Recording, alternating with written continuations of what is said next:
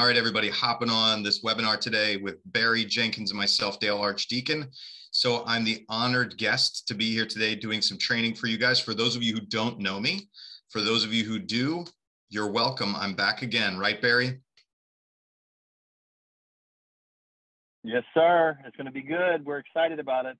I just want Dale, I've even got you helping with my team now. You've got me completely bought in. Don't tell anybody that until we do a good job, please, for God's sake. Because if it bombs, okay. then we just won't talk about it, right? True. Yeah, excellent. So everybody, I'm back again. Last time we did call review, it was great. We had a lot of great submissions. Unfortunately, we couldn't get around to all of them.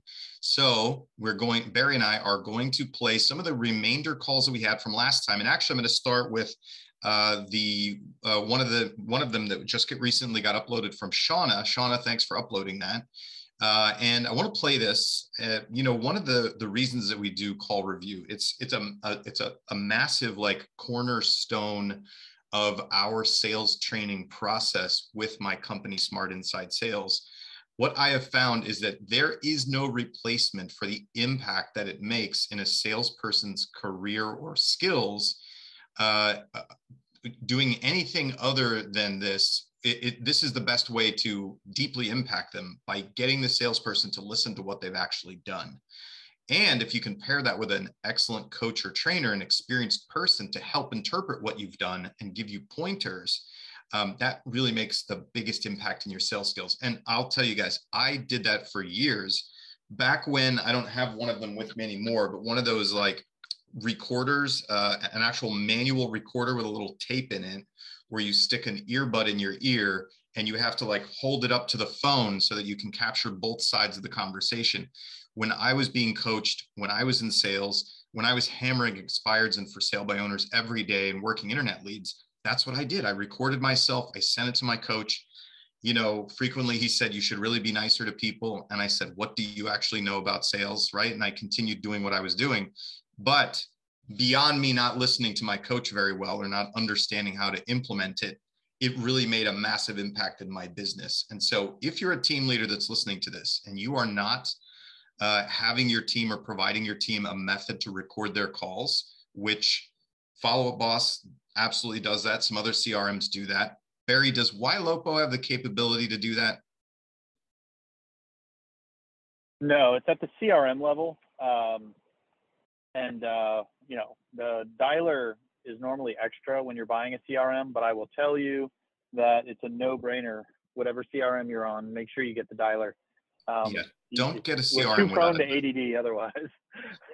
Yes, don't get a CRM without a dialer, and get one that can record. So Follow Up Boss works very well with Ylopo. Some other CRMs do as well. I'm a FUB baby, so I certainly want to point people that direction, but there are several other CRMs that will record.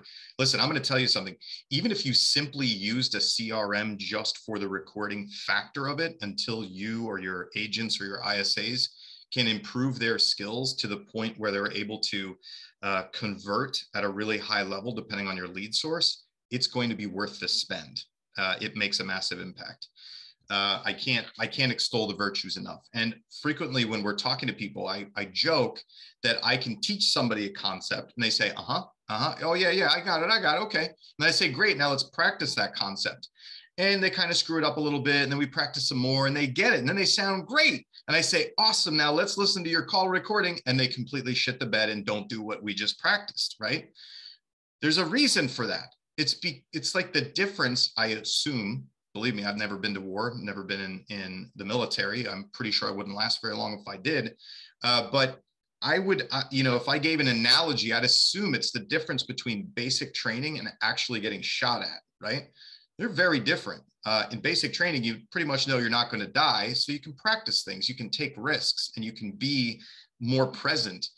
When you're literally getting shot at, when you're live in a conversation with somebody and you've got these emotions and fears and all sorts of stuff going on, and you want to convert them, and you want them to like you, and you're in your head about how they feel about you or how the call's going or whether you're winning or not, you can't really interact in the way that you otherwise would, because you have all those other pressures on you.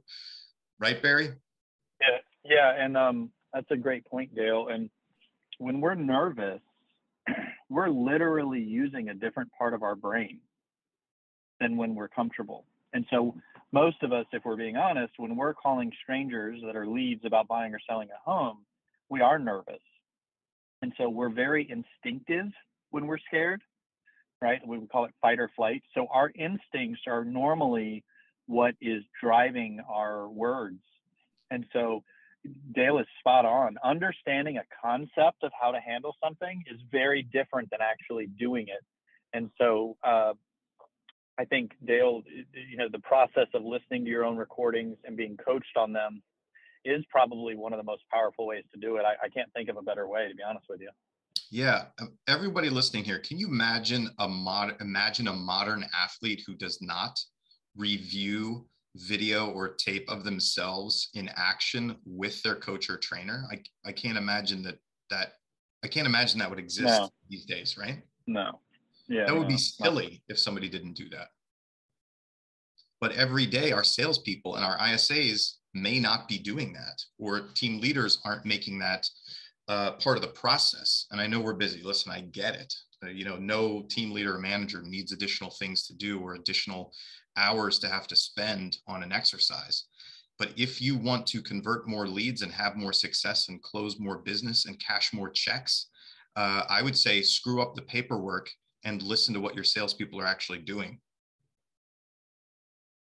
Yeah. Well, I mean, you gotta, if you're going to get 50 calls in a day out of an agent, if you can increase their conversion just a small amount, everybody's going to be happy. Yeah. So you definitely want to make sure that this is a priority in business. Definitely. All right. So by show of hands, everybody, who's ready for us to play some calls? There we go. Look at that. Hands going up everywhere. All right. Alex Montalvo said, play some calls. Alex, where's your call at, my friend? I was looking for you, buddy. I was hoping you were going to send one in. All right, let me jump over here. So Shawna submitted one. Let's go to Shawna. And I'm going to give you guys a little backstory on this one. I actually reached out to Shawna before we got on here because I wanted to get a little backstory so I can coach to this a little bit better. What you're going to hear is Shawna. I'll explain what she wrote in her email. This is an internet lead who had responded to a Ylopo listing alert email. Shawna reached out. She didn't answer the first call, but she went in her email response to the Ylopo listing alert. She said, we like territorial style. 3, I'm not sure what territorial style is. It's probably something regional. 3-car garage with pool, have any ? So that's the message Shawna received from this lead as a result of the Ylopo listing alert, right? Which obviously is a great tool that everybody should be using. Shawna then responded to her via email and also sent her a Ylopo push listing. So she chose another listing, sent it to her. The lead didn't respond. And so then Shawna called, she gets voicemail, starts to leave a voicemail, and the person picks up. So that's where we're going to drop into this call.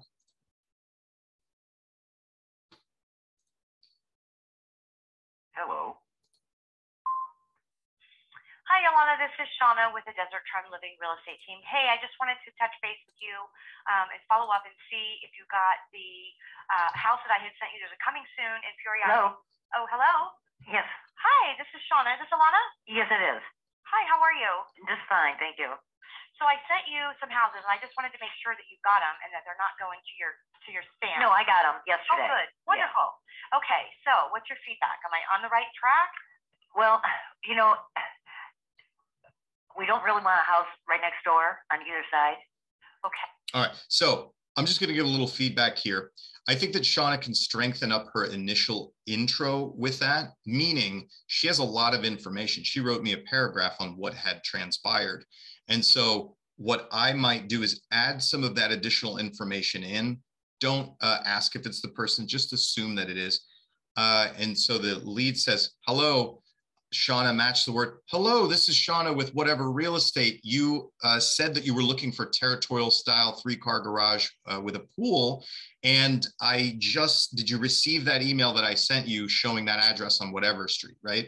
jumped straight into the conversation. She almost, Shawna did some of that, but I think that she can use the reference a little better, use it, a little more fully than she did there, if that makes sense. Barry, what do you think? Yeah, no, it makes perfect sense. And you can tell, because she didn't do what you just said, when the person said, yes, I got it, I believe Shawna said, okay. And it was almost like, okay, now what? Like, and right. So it put her, it almost, the following sentences, she's going to have a hole she has to dig out of, because now it almost sounds like the purpose of her call is all done. And it just kind of made it a little bit awkward for her. Yep, agreed. Also, the woman did recognize what she was talking about pretty quickly. So this must have happened in a relatively short span of time, which is great. A lot of times people won't recognize what you're talking about or who you are, or, they've got a million other things on their brain in their world going on at any given time. So when we reach out to them, another reason we want to use all of that reference and information is to bring them up to speed quickly so they don't have to figure it out. Leave nothing to be figured out. Give them a full story end to end. Hi, this is who I am. This is the interaction that we had, or this is the action you took. This is the question you asked. This is the action I did. And then end it with a specific question for them that you want to know, if that makes sense, everybody. And then I'm not going to play the rest of it for you. So Shawna, feedback for you. You did good discovery with this woman. I'll tell everybody what the scenario is. This woman and her husband are seniors. He's dealing with some dementia issues.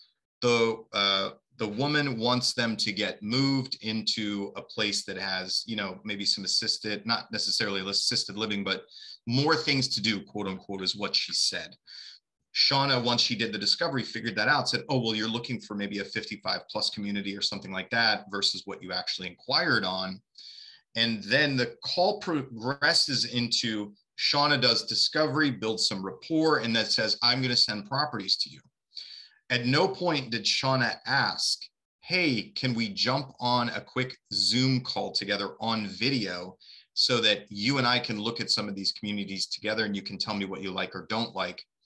Or given that they are seniors, they may or may not be using video calls. So go to their house. The woman loves her decorating style, wants to tell Shawna all about it. Great, let me come by and see it, see how you guys are living now. It's going to help me match properties up for you. So Barry, since I don't have anybody else to interact with, why would I push Shawna to do a face-to-face, either video or live? Well, the data is really clear. People work with the first agent they meet. It's not 100%, but it's overwhelming. I mean, it's a very high number. And I mean, if we think about it, how many salespeople do you want to meet? I mean, if you only have to deal with one, I think we're all a little bit happier. Yeah. Can you imagine it just made me think like a sketch of like speed dating for salespeople, right? And you're like, oh my God, that's got to be a nightmare as a consumer. I have to speed date these salespeople. That sounds terrible, right? No, totally. I don't want to meet a bunch of salespeople, No. And so once they get it out of the way, they really don't want to have to do it anymore. Exactly. Good. So I'm not going to make you guys listen to the whole thing. It's a 10-minute, 25-second call. So I would say that, Shawna, we can tighten up the intro. You did a really good discovery. I would then push for that face-to-face or video-to-video, at least if you can get it there. That's going to really strengthen your position versus just being behind, hey, I'm going to send you some listings when you don't have a relationship with this person.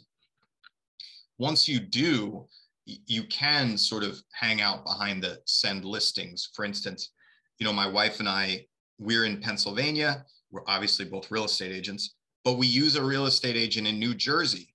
And we're very loyal, right? We're in the business, but that's not uncommon for consumers. We've already bought a piece of property through the agent in New Jersey. And so she is sending us listings and doesn't need to be face-to-face with us because we're not going to cheat on her. At this point, she can just send us listings and we'll be looking at them. And she's the person we're going to reach out to if we see the right thing. I hope that we get to hearing one of these calls today. I pulled for us which is where an agent actually converts a lead who calls in from Zillow who was previously working with an agent. So I think that could be an instructive one for us to play today. Oh yeah, that's really interesting. Yeah, it's pretty interesting how she did it. But we're going to go on to the next call here. Since everybody sent some calls in, we're going to run down the list here. All right, so Aaron Lanning. Let's see. Michelle, who do we have on? Do we have Shawna? Oh, Shawna said, thank you so much. You're welcome, Shawna. Okay, let's go. We're going to go to Aaron Lanning, never answered call. Let's see how this one is. Hello. Isaac. Hello. Yo, Isaac, this is Aaron, the agent, making sure you're getting the hunt to him. I'm sending you. Who's this? Aaron, the real estate agent. We were emailing like 10, 15 days ago. Wow. Oof. Okay. All right, Barry, go ahead. Shoot. Oh yeah, this was not good, man. You know, I get the starting with, you know, acting like, you know, that he's the right person, assuming that it's the right person, but assuming that he remembers who you are. I think it just made him look bad. I don't know if you agree or disagree.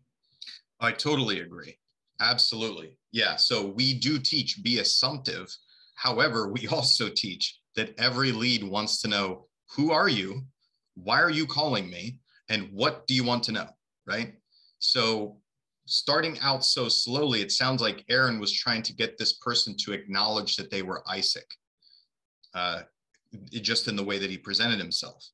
And then he also, again, you know, it's just very stumbly. And even when he did say that he was Isaac, Aaron didn't clearly introduce who he is, why he's calling, and what he wants to know until later on. And he was being far too casual.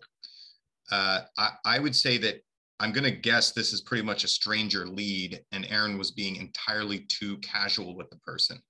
You can be more business until you have a relationship. Like, if I've spoken to this person 5 times or 4 times, whatever it is, then I can be like, hey, Barry, it's Dale again. What's going on, man? Right? How's your day going? Without well, that is who I am, but not why I'm calling or what I want. It's okay to cut those pieces off because we already have a conversation going on. We already have, you know, a business activity between us going on. Yeah, absolutely. And, you know, I think there's a couple of different ways to assume you're talking to the right person. I think the way he did it, I thought that was great. I think in any profession, identifying who you are, like the company you're with, I think it's also very appropriate. He might have said what company he was with, but I don't remember hearing it. Do you remember hearing it? He didn't. No, actually, let's hear it again. I believe he didn't even say it. Damn it. I'm sending you. Nope, he didn't. Hold on. Yeah. Agent, making sure you're getting the homes in him. He said, this is Aaron making sure you're getting the homes in wherever I'm sending you. Okay. So yeah, so I think that was a misstep. Yep, too quick, too familiar, and didn't have the rapport built. Let's hear how it goes. You know, something that I'll do. Oh, go ahead. I'll just say who I am and who I'm hoping I'm going to reach. I'm attempting to reach so-and-so, and then I'll just be quiet. And a lot of times that's a social cue for them to say, yeah, this is so-and-so, or no, it's not, without me actually asking it. So it's not a right or a wrong thing. It's just kind of what's always worked for me. Got it. We actually teach something different. When you're talking to strangers who don't know, like, or trust you, we just teach to take control of the conversation, right? Hey, yeah. Barry, this is Dale with whatever realty. You took this action. This is what I want to know, right? All packaged up into one. And the reason that we do that, especially in running ISA teams, where they're making hundreds and hundreds of dials per day, is what we find is that generally you're speaking to the right person. And if you're not, surprise, they're going to tell you, because nobody wants to talk to a salesperson if they don't have to, right? So Right, if I call you and I'm like, hey, Mark, this is Dale with blah, blah, blah, the first thing out of your mouth is going to be, this is not Mark, right? Otherwise, you just go along with it. No, that makes perfect sense. And so in the ISA lots of dials world, it makes things go much faster, right? So that I only have to deal with I only have to deal with the anomaly where it isn't the right person. Otherwise, 75% of the time it is the right person, and we avoid a whole bunch of other stuff and we get to it faster. Yep. Who's this? Aaron, the real estate agent. We were emailing like 10, 15 days ago about some homes in Hemet. And you live on Piedmont Way, right? That's in my notes. That's correct. Yeah, cool. Yeah, so everybody look at this. It took 25 seconds for this lead to get up to speed with who the hell this person is based on the way he entered the call because he was too familiar and didn't inform the person well enough. It's a long time, 25 seconds. It is actually a long time. Yeah, I know. No, just checking in, brother. I don't want to call you tomorrow being Christmas Eve, but I apologize. I haven't been following up as well as I should on just the holidays. What's going on with your search, brother? Right now we're gonna wait until after the holidays. We're still weighing our different options. We're thinking either refinancing or selling the house. One of the two. We're still just kind of going through the works of it and looking at numbers and all that different good stuff that everybody enjoys. Yeah, for real. Well, I mean, it's a good time to do it with the rate. I'm going to be refining mine in about a month. So I think this is good rapport building where he's, comparing stories. What I want to see is if he gets to the discovery part of it, right? Basically, this is an objection. If I ask this lead, hey, Isaac, are you going to buy a house now? His answer would be no, I'm still deciding between doing a refi or moving. And so we need to investigate that. And I want to see what Aaron does here. I did it about a year and a half ago, but I think rates are actually better, So, yeah, you just keep me posted, brother. If refi, obviously, you're keeping the house. Has anybody given you a run what the house will sell for? Yeah, I mean, right now, from all the research that I've been doing, everything that has been all the comps in our areas have been people have posted their houses up for they're selling for $425, or like for an example, they'll post up $380 and it would sell for maybe $405. I'm not sure. I'm not sure. You don't really know until you do the appraisal and everything like that. But that's what it seems like is going on around. He's probably just going to pitch them for a home valuation. Let's hear him. He's probably going to say that. Let's hear it, and then I'll rewind and tell everybody what I think, what I would teach Aaron to do here. Area, but again, you never know until you do the appraisal and everything. And like I said, there is things that need to be fixed on the house. It's partly house, but we looked at different options, and we're sell or we're going to refinance. Either way, it's a good option. We could walk away with close to 200, or we could pull out some equity out of the home and just add an addition to the home. We don't know yet. I'm still talking with my wife about it. We're still crunching numbers, and we're still looking at what we're going to do. But we're definitely going to either refinance or sell the house. Yeah, for sure. I mean, your location, I know. So I had a house I sold not too far off of Jennifer Avenue. Your location is fire.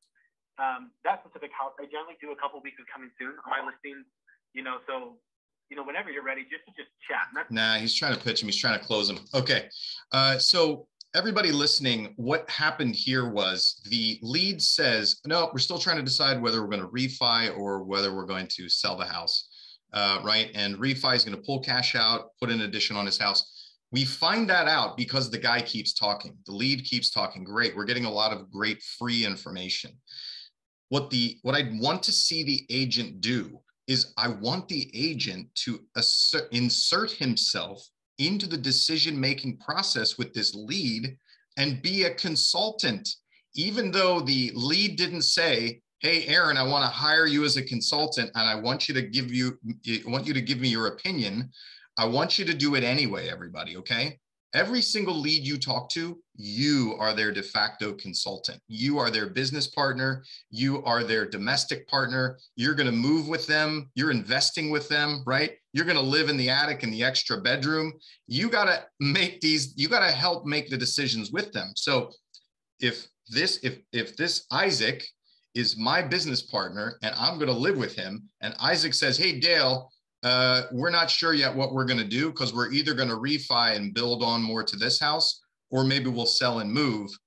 Then I say, well, I'm making this decision with you, Isaac. So tell me about how we're going to decide between building on, like where does building on get us and where does moving get us, right? Because I'm making the decision with him. And if Aaron can get himself into the position, take himself out of being a salesperson, out of being on the other side of the table from this stranger, put him into business partner with stranger, right? Now business partner, now, roommate.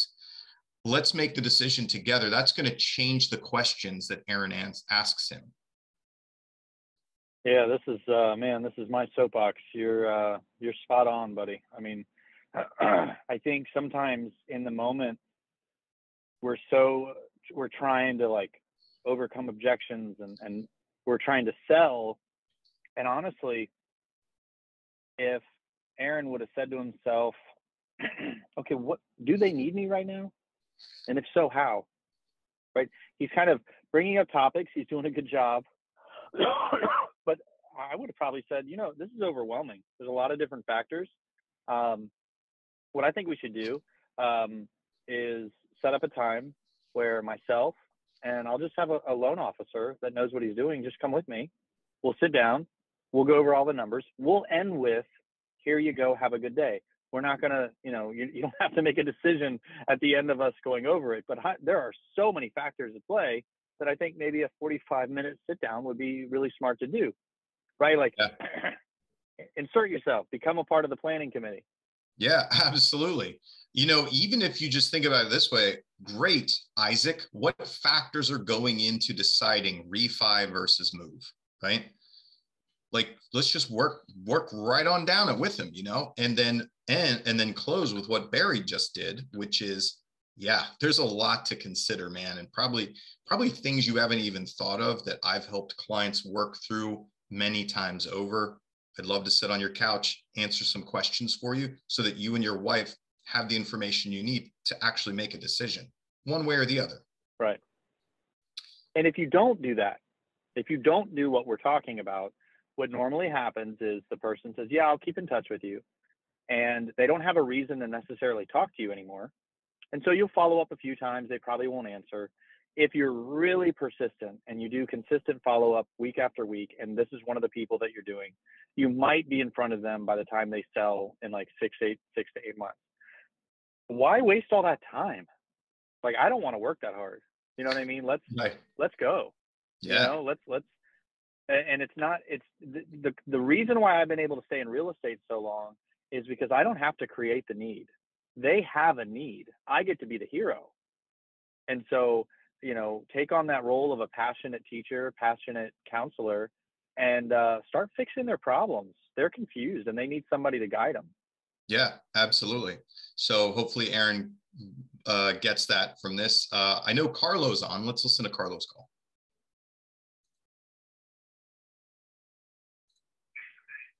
Hello. Craig, good afternoon. This is Carlo with eXp Realty in Sun City. How are you, sir? That was a really good assumptive entry, right? I know you're Carlo. This is who I am. And he used a salutation, which is, how are you today, right? So he's introduced himself. So we're doing really good so far. I'm fine. I just wanted to respond to your request about a video on a property in Sun City. So I wanted to chat with you about that. Yeah. Yeah, I'm just, I've looked at what do you think, Barry? I'm perfectly happy with when a request comes in. If somebody wants something from us, asking if they have time to talk. What do you think? Yeah. All roads should lead to a conversation. It should never be transactional. I want video. Email their video. Here's your video. Like, it should all go to a consult of some kind. They need Yeah. more than just the video. Yep. They Absolutely. do. They need us. Yeah. For everybody listening, what the distinction that I make there is that this person requested information. This person wants something or wants to know something. And so it's perfectly fine to ask them if they have time to talk to you. It's a polite thing to do, or if now is a good time, polite thing to do. If you are calling a lead who isn't asking for something from you, or you've called them out of the blue, or they don't know, like, or trust you yet, I don't recommend asking them if they have time. Just take the time, if that makes sense, everybody. Then once you build rapport with them, they know, like, and trust you, now you can be polite and ask them if they have time to talk to you. A number of homes in Sun City West, older homes that have been renovated, and it's amazing at the kind of renovations that have been done to those homes in the early or late 70s. I just wondered if you knew who was doing those renovations. Well, it's not any one individual. I know there's a lot of. Are we sure we didn't hear this? I feel like we heard this last time. Barry, do you remember this one? No. Oh, okay. Maybe I previewed it and skipped over it. I think I did, because it's a 21-minute, 29-second call.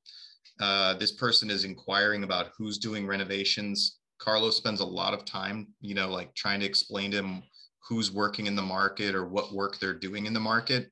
And actually, I'll give feedback. It's a 21-minute, 29-second call. The vast majority of it is just spent with this person pontificating about who's doing renovations in the area and what sort of work they're doing, with no purpose to the conversation. And so what I would say is, my feedback, Carlo, is that you need to move the conversation to be a little bit more productive. As a general rule, with leads, we should be able to either set an appointment or create a solid nurture with a next step somewhere between 7 minutes on the 7 to 8, maybe 9 minutes at most. Really, you can get it done if you're efficient and you're on track. You can get it done, and they're willing to talk to you. You can get it done in like 5 minutes. So 21 minutes and 30 seconds is a really long time for an initial, basically, discovery and conversation with somebody. What do you think, Barry? Yeah, I have a lot of agents that, they'll have a long call with a lead, which there's, nothing necessarily wrong with a long call, but they would get off and they would have all these notes about what the person's favorite color is, where their kids go to school, where they like to grocery shop, and all these details. And they'd be really excited. They'd mark them warm, like, okay, I got one. And at first I was excited too. I was like, oh, good job, because I really wasn't, but this person was never selling anything. And come to find out, she would have these initial calls, and then there really wasn't a reason to talk to the person anymore, because she didn't surface a reason. And so I think if you're, I think we get on a call and the person is nice to us, and it's like we relax, and we finally, we have somebody that's not yelling at us, and it's kind of nice. So, but what you have to understand is you've just got to make it about your craft and make it about the home buying or the home selling journey. There's plenty of opportunities to build rapport in the topic of buying or selling a home. I mean, my gosh, you think about personal subjects, spouse, children, school zones, pets, like all, hobbies. There's so many ways when you're talking about a home to connect, and it's so much more authentic. So, like, what I would do is, if the person's like just going on and on, like I'm doing right now, something you could do is you could say, hey, that's really interesting. And then you say what you really want to say. Hey, that's I really meant to interesting, ask you. Barry. Yeah, there you go. See, it worked. I stopped, and I'm like, what? Oh, you think I'm interesting? Anyway.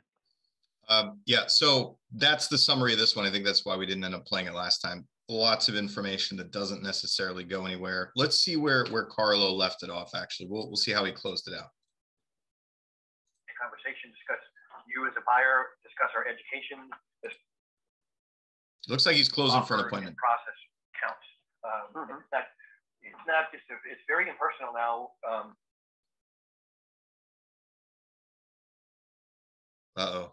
with a listing agent. I make sure I make contact with every listing agent, have a nice conversation, discuss you as a buyer, discuss our education as far as the their awareness of the process and so forth.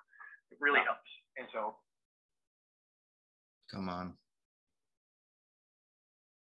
You can see who I am. I'll kind of just set up a little bit of a search for you, but ultimately what I like to do too is get together with the client, especially if they're local, and we put together that search together so that I'm not just sending you what I want you to see, but I'm setting up a search for what you want to see. So yeah, no pressure. If the one you asked about is on your.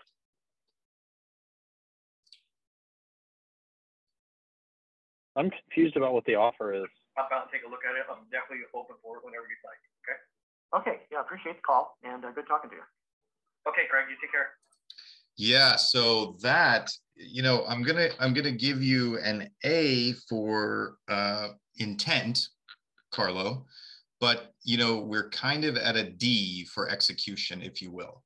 So I don't know if you attempted to close him for a face-to-face or a buyer consult earlier in the conversation and he already shot you down and you were just explaining the importance of it and leaving a soft close at the end. If you did, then we can firm up your close near the end and have some sort of logical next step. And I applaud you for taking the stab at it earlier in the conversation. If this was your only attempt at a close, it was very weak. You didn't ask him to make a decision. It was I could do this. There's some benefit in it for you. Let me know if you want it, right? Rather than this is what, I can do this for you. Here's the benefit to it. When can we do it? Or would you like to do it, right? Yes or no. And then go on to objection handle, whatever reason it is that he says no to you, and at least take another bite at the apple there. What do you think, Barry? Well, yeah. I mean, I completely agree. And I think we just need to assume that we know more than they do. So if all we do is say, I have this thing, let me know if you want my thing, right? Like if that's all we're doing, I'm assuming they know more about their needs than I do. And that's wrong. You know more about this than they do.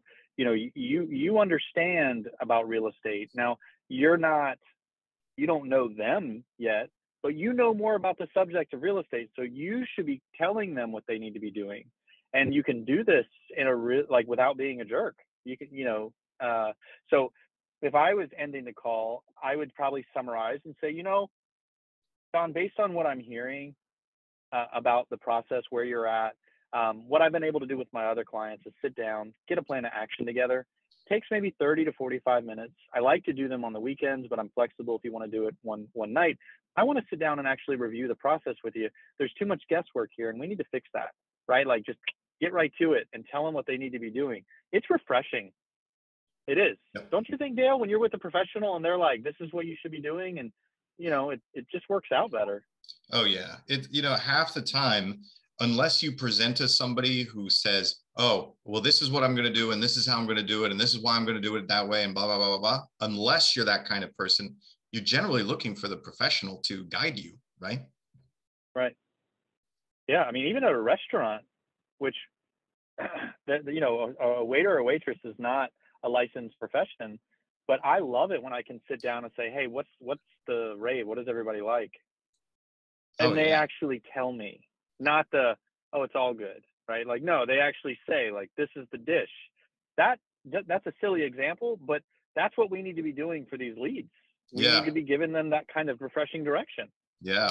Some of the best waiter or waitress experience I've ever had is where they're like, hey, so what kind of, what are you feeling like tonight? Like, what are you in the mood for, right? Like, are you a fish person, steak person? Like, what kind of, oh, well, in that case, you should really do this dish here. It's just amazing. You're going to love it. And by the way, you should probably do this wine with it too. How often do you say no to that? You're like, okay, done. Boop, push the button. Take that one. Exactly. Yeah. And this is the same thing. It's different, but it's the same thing. And yet we're waiting for them to tell us what to do next.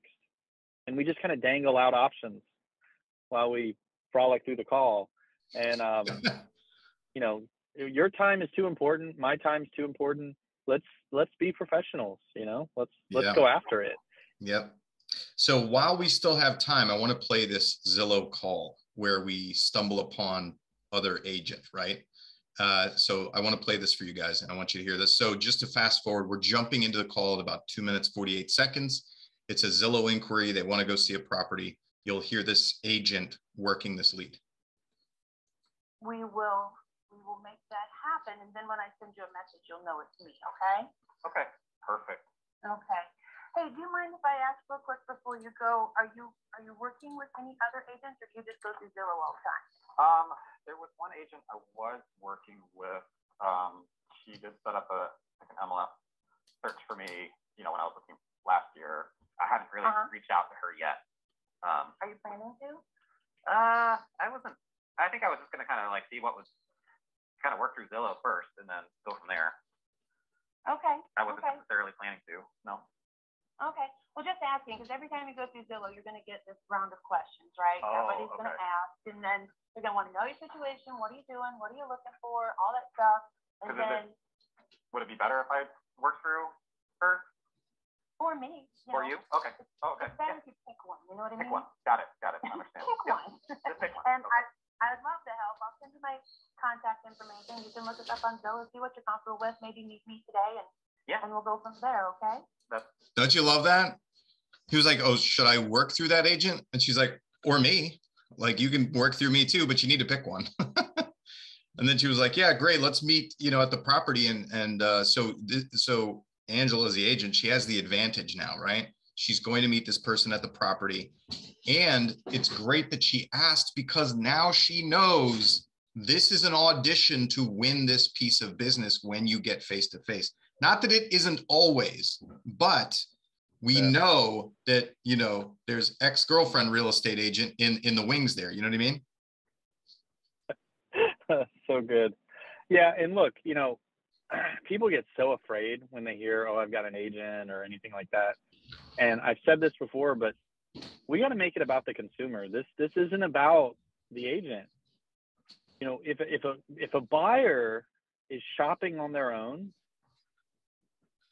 they're probably nervous, and it's not the agent's fault, but it could be the agent's fault, and we don't know. And so we really need to take that moment, teach them what working with an agent means. And, you know, if you haven't signed anything, you have options, and you know, you should do what's best for you. You shouldn't use someone just because they live 3 doors down from you.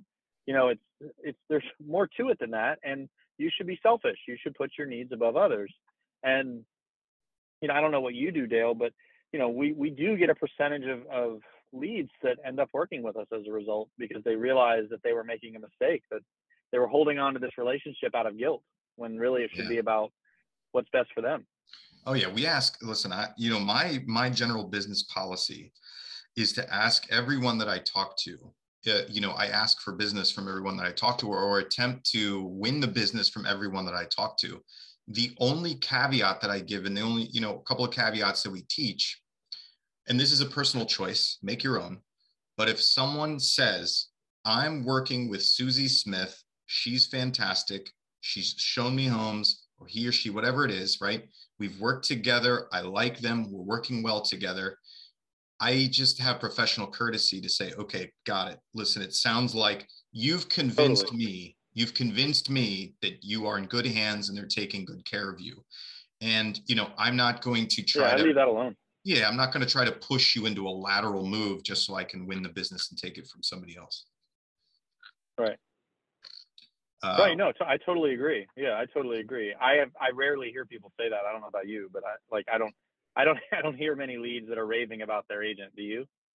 No, not super often. Usually it's it comes up. But... Yeah, it does come up. Usually what happens is I'm thinking of using this other agent, or somebody sending me properties. I may not remember their name or what brokerage they work for, or don't have a tight bond with them. Or the one that comes up frequently, I would say, is I've worked with so-and-so before and I'm working with them again, and they've done a good job for me in the past, right?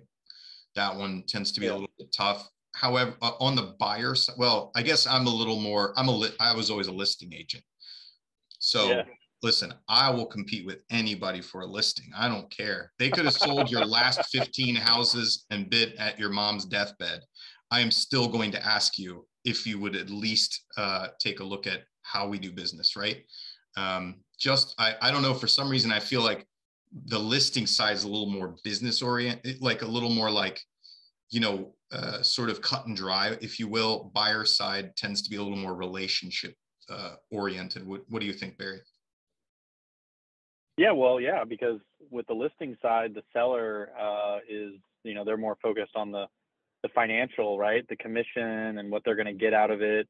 So they're not using any emotion really. Well, probably at some point they are, but they're primarily focused on who's going to get them the most money. And so understanding that that's that type of scenario, but where I feel like I can do more, so I can sell your house for more. I think that's always appropriate. But with buyers, there's it's a very different category, in my opinion. And if somebody is really happy with their agent, I think that's kind of slimy to still try to take them, honestly. Yeah. But I don't get we don't get that much. Maybe it's our market, but that just doesn't, we don't get like, oh, I love my agent.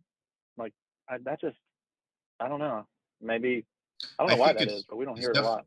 It's a lot less these days with so much internet business, right?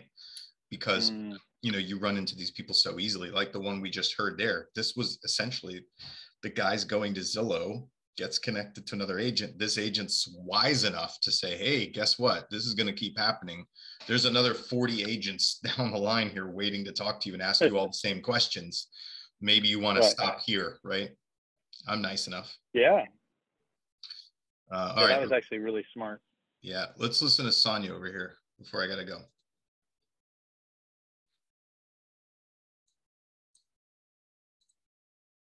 Oh. Hello, Giovanni, how are you? This is Sonya with EXP Realty. So who? EXP Realty. You were looking at properties in Orlando and Leesburg. Oh, yeah. How can I help you? Okay. So, Sonya, what I would do is I like how, and I put it on 1.25. I could probably slow it down a little bit. She sounds like she's from my Northeast area and talks quickly. I like how assumptive you were. However, just package the rest of it in there.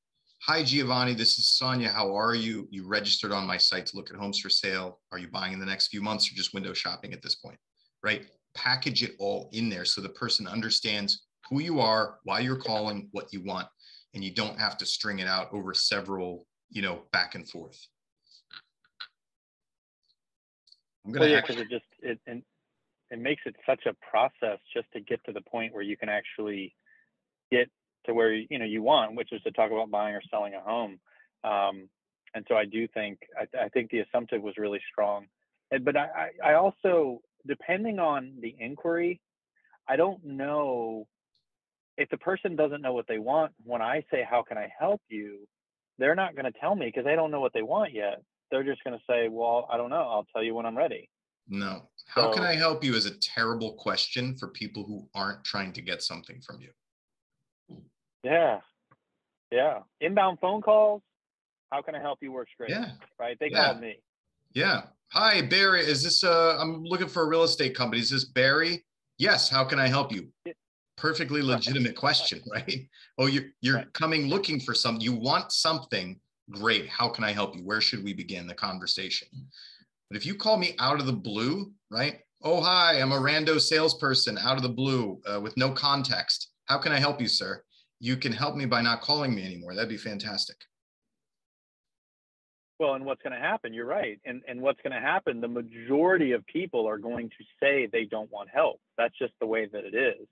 So unless you want to do the old school numbers game, right, where it's just, you ask 1,000 people that question, you're going to get a couple people that say, yeah, I do need help.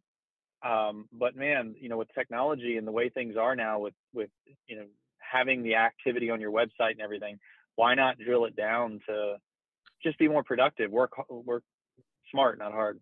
Yeah, absolutely. Let's see what happens here. Yeah, I just started looking different houses.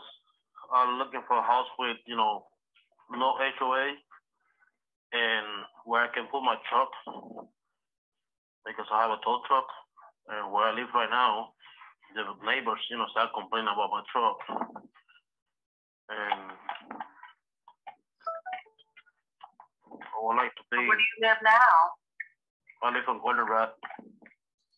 I don't know, man. I don't know about you, Barry. I would take the tow truck as a way to build rapport, because how many people do you know that own a tow truck? No, I was thinking the same thing. I was wondering. I was like, I wonder if he's like, you know, because they have like reality shows on tow truck drivers. Yeah. Yeah, that would be cool. Have I seen you on you have a tow truck? Have you been on TV? That's pretty cool. Yeah, so just take the given off you, yeah, like when you're talking about the house and they tell you something about what they need and it includes a personal detail, that is always the moment to segue to build authentic rapport, in my opinion. It's just such a seamless, oh man, what do you got a tow truck for? Yeah. What industry are you in? And then you just go down this rabbit hole together and maybe share some pieces about yourself. Yeah, absolutely, man. People generally, like people being interested in them. People like being complimented. It's just one of those weird, like, you know, human laws about people. And you can use that, you know, I'm not talking about manipulating people, but you can use it to your advantage, right? Just in the conversation, presuming that you are a nice person who does great business and gives a shit about people. When you show up and you're a stranger in somebody's life, try showing interest in them, try complimenting them. It's going to make them like you much. It's going to make them realize you're a nice person much faster. In one of my classes, I make the person taking the course actually call someone they know and say things like, that's interesting. I'd love to hear more about that. When did you, you know, and just, I think I give them like 4 questions to ask when they're sharing a story, and I have them write down their like how the person changes when you start asking them to talk about themselves. Like, what do you hear? And it's always the same. Like their voice goes up. They talk a little bit more excitedly. You can hear a smile. People like to talk about themselves, and you're giving them an opportunity to do that. Yeah, absolutely. Let's see where we go. So she's kind of dry, moves on. She's doing process. Here's what she's doing, you know, discovery. I'm sorry, what was that? Golden Rod and Parching. Okay. Okay. All right.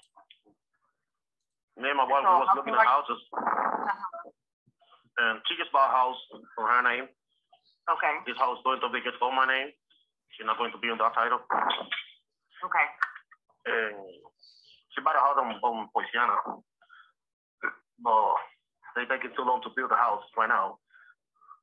It's been a year already, waiting for it. Mm-hmm. So we start looking for the house for me. Okay, I got you.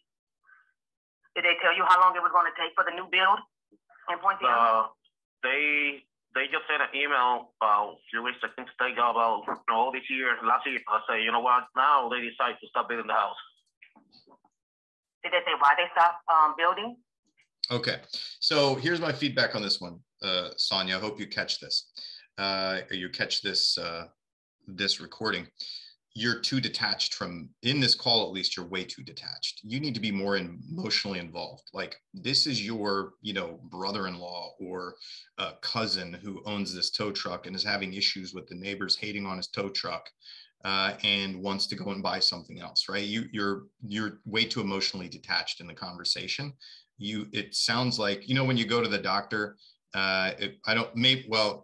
occasionally when I go to a doctor, there's this nurse who just intakes you and actually does not care about you being there and just wants to like get your blood pressure, get your height, and like not have any interaction with you. And it's not a pleasant experience, right? They're just like checking the boxes, like, you know, somebody working down at the water department just trying to, you know, collect your check for the bill, with no emotional attachment or sort of customer service oriented nature to it. So Sonya, you might be exceptional at your job. You might sell a shit ton of real estate, but you need to pump a little bit more emotional connection into it, if that makes sense. Yeah, I mean, I think you can do this. Like, everybody's personality is different. And so the way in which people are going to do this is going to vary greatly. I think where the rubber meets the road is if a computer can have the same conversation I'm having with you, I'm not valuable enough. Excellent. Right? Like, excellent point, Barry. Yeah. So if, you know, because you can go to these messaging, but thank you, Dale, the messaging bots, and they can ask you these straightforward questions and you can go through it. And you've got to be better than that. And the thing that we have that computers don't is we can be emotional. We have emotions, and we can create in a unique way. And so, you know, just keep that in mind. And I think that this concierge experience kind of vibe, you know, it'll be interesting to see what happens with culture in a post-COVID world if things go back to the way they were. Right now, people really do value that sincere human interaction. It doesn't mean we have to give them a virtual hug when we talk to them. What it means is we somehow show empathy, and you know, we really make the person feel heard and accepted. We do that, and you're not going to have a problem selling houses. So, agreed. Excellent. Barry, I got to run, got to do a follow-up boss webinar. Great talking to you, everybody. Yes, everybody who asked where the recording is going to be, that's on the in the Ylopo library where everybody can access it. Yeah, ylopo.com/media, MEDIA. Excellent. All right. Thanks, everybody. Thanks, Barry. See you guys. Dale, see you, buddy.